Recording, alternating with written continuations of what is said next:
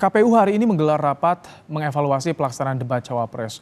Apakah evaluasi akan membuka ruang lebih besar bagi Capres untuk saling berdebat, atau kita harus puas dengan format yang ada saat ini? Kita akan bahas bersama dengan pakar komunikasi politik UIN Syarif Hidayatullah Jakarta, Gun Gun Haryanto, dan juga pengamat komunikasi politik Universitas Padjadjaran, Kunto Adiwibowo.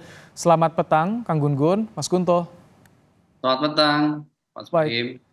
Yang pertama, Kang Gun Gun, Anda sebagai panelis di debat pertama saat debat Capres, melihat format debat yang ada, riuh soal istilah asing, soal singkatan yang ditanyakan paslon, ini salah satu yang perlu dievaluasi atau tidak menurut Anda, Kang Gun Gun? Iya jelas ya, ini perlu dievaluasi untuk debat ketiga dan keempat serta kelima. Pertama soal formula pertanyaan ya dari masing-masing kandidat. Itu menurut saya memang perlu menyentuh hal-hal substansial tanpa kemudian terjebak pada hal-hal yang sifatnya instrumental, misalnya pemilihan diksi yang berupa misalnya akronim begitu ya. Kemudian juga hal yang sangat teknis di lokus tertentu yang sangat spesifik yang mungkin tidak dimengerti oleh mitra berdebat, termasuk juga oleh kalangan masyarakat yang multistrata.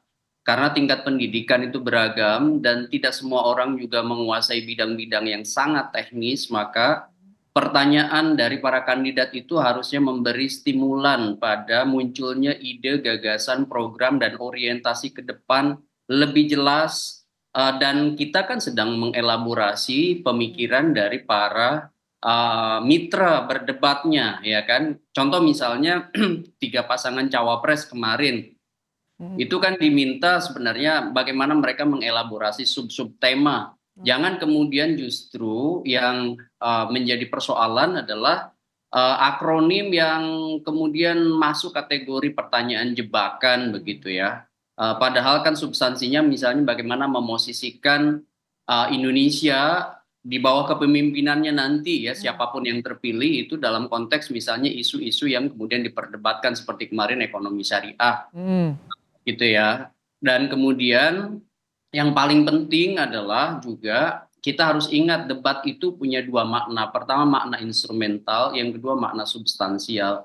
Makna instrumental itu tentu terhubung dengan kepentingan para kandidat untuk membangun yang disebut dengan impresi ya. oke. Ini impression management. Kenapa? Karena kan banyak yang ingin tahu dan apakah misalnya komunikasi politik yang dibangun oleh mereka itu mampu menggerakkan, memersuasi pemilih ya terutama yang belum menentukan pilihan atau masih bimbang dengan pilihannya. Itu makna instrumental. Kemudian Oke. makna substansialnya adalah bagaimanapun ini jadi bahan pertimbangan yang harus menyentuh hal-hal yang kemudian memang diperlukan oleh masyarakat Indonesia kehadiran mereka sebagai problem solver. Misalnya di sub-sub tema yang diperdebatkan tadi sehingga Oke. kemudian Kami ya tangkap ada artinya semacam ada ya, gagasan yang bisa diserap, itu intinya ya Kang Gun Gun. ya Saya betul. ingin ke Mas Kunto. Mas Kunto, kalau dari pandangan Anda soal tadi, tampaknya lebih banyak bukan substansinya yang dibahas. Kalau menurut Anda seperti apa nih evaluasi debat ke depan harusnya? Ya, karena memang kita ada di debat yang ditelevisikan dan itu terbatas oleh durasi. Juga format yang supaya di televisi lebih eye catching, lebih menarik perhatian gitu kan. Sehingga format debatnya ya akhirnya yang seperti kita tonton kemarin, walaupun tentu masih bisa dimaksimalkan di beberapa tempat gitu ya, beberapa hal. Misalnya saya sebenarnya ingin sekali ketika ada pertanyaan dari panelis, kemudian kandidat menjawab, itu diperdalam lagi oleh panelis. Kan panelisnya ada di situ gitu, Iya. kayak Bang Gun Gun itu kemarin kan ada di situ. Kalau memang pertanyaannya yang ditanyakan harusnya itu dibahas kembali oleh Itu panelis secara disayangkan tidak ada berkala. kesempatan buat Kang Gun Gun untuk menanyakan Betul, kembali ya, Mas Kunto? betul, betul. Padahal hadir semua kan ada di situ kan. Jadi seolah-olah panelis hanya pajangan aja Mas gitu. Hmm, Ini yang kita sayangkan. Jadi apa pendalaman materi seperti tadi Kang Gun Gun bilang ada substansi yang akhirnya kena itu jadi nggak dapat. Ini hanya sekedar tontonan belaka akhirnya di hmm, dua debat awal ini. oke. Itu yang pertama Mas kalau menurut saya, dan menurut saya itu yang terpenting sih karena Hmm, panelis itu kan jadi apa ya perwakilan masyarakat yang ingin tahu sebenarnya apa yang ada di kepala masing-masing capres cawapres ini untuk Indonesia ke depannya gitu.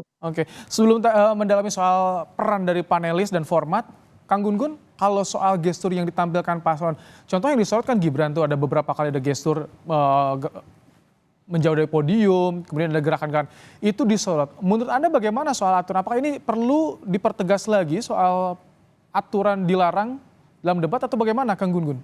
Ya, menurut saya memang harus ada semacam pemahaman bersama ya, yang itu bukan hanya disepakati tapi juga dijalankan. Teguran misalnya yang sudah dilakukan itu juga harusnya punya dampak ya pada perbaikan-perbaikan, terutama hal-hal yang tidak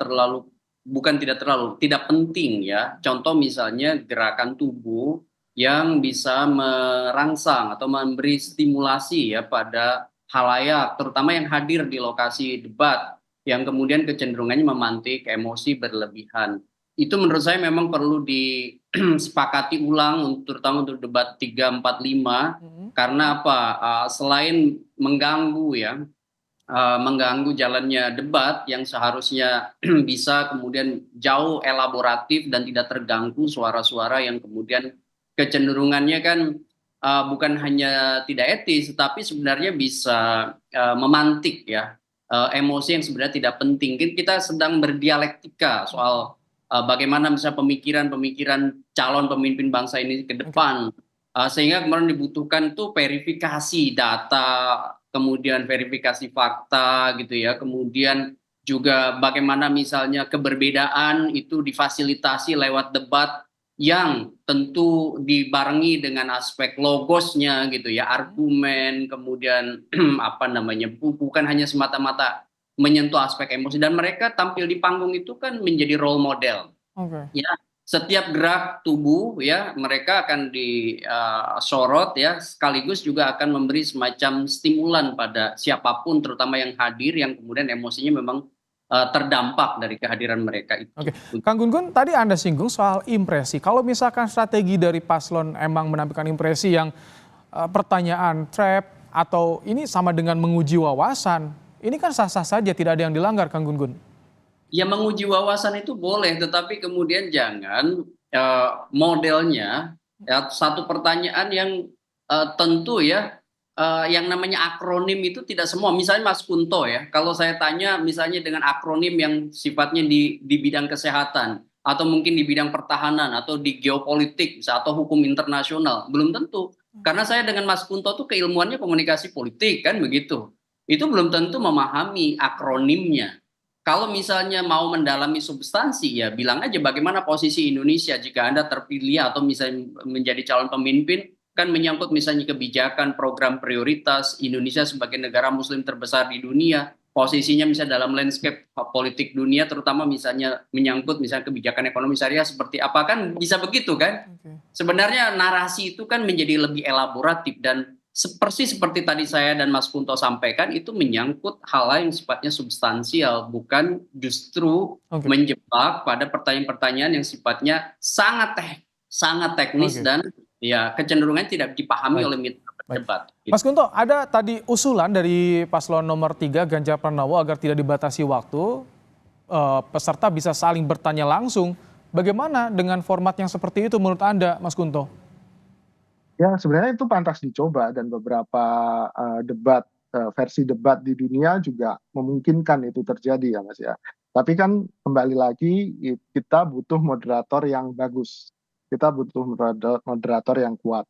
Kemarin dalam 2 kali debat itu tampaknya moderator cukup permisif dengan misalnya pertanyaan yang tidak sesuai dengan topik gitu, atau kemudian tidak melakukan klarifikasi ulang seperti soal singkatan. Harusnya kalau singkatan kemudian ditanya apa maksudnya, itu nggak usah mengurangi Ini waktu karena belum atau jelas aturan di peluang. KPU-nya menurut Anda nih?